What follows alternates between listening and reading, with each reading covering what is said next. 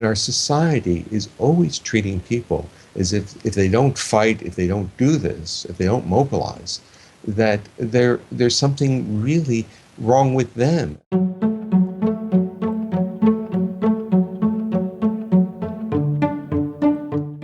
What's one of the most common regrets of assault survivors? I could have done more.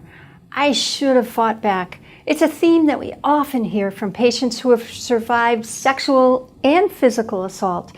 They blame themselves because their body shut down, and that blame creates devastating feelings of shame, guilt, and worthlessness.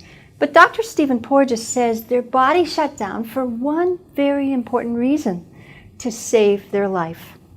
People who have been hurt, I mean, it's not even metaphorically, I mean, people who have been really hurt find it difficult to create relationships, even though on a cognitive level, it has a very, very high priority in their lives. It's something they want, and they desperately want it, but their bodies are saying no.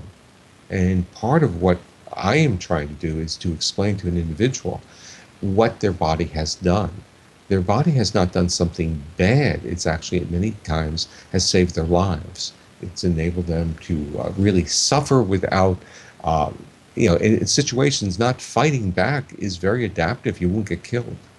And so there are a lot of adaptive functions of surviving through immobilization or dissociation. The question is how's your personal narrative? How do you use that information to see who you are? Do you see yourself as victim, or do you see yourself now as heroic? And actually, I want to tell you a little. I got an email from a woman who was in her late 60s, and she was telling this story. She said that when she was a teenager, she was strangled and raped, and she was telling this to her daughter, many years later, and her daughter was really saying, why didn't you fight? Why didn't you do something? And she felt so embarrassed, so shamed. The word was shame. And she felt so horrible. And then she said, I read about the polyvagal theory, and suddenly she said, I feel vindicated, and I'm crying now. And of course, I was crying reading the email. But the issue was that she understood that what her body did was protective of her. And it was something to be proud of, not something to say that she was a victim.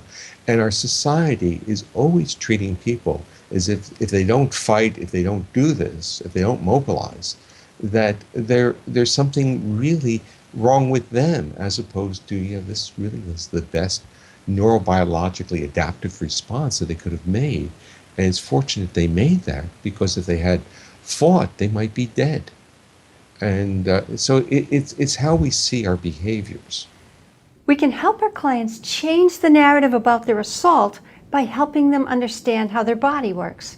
Once they begin thinking about how their body protected them, instead of thinking that their body abandoned them, it can bring a new perspective to their healing. Thanks for watching.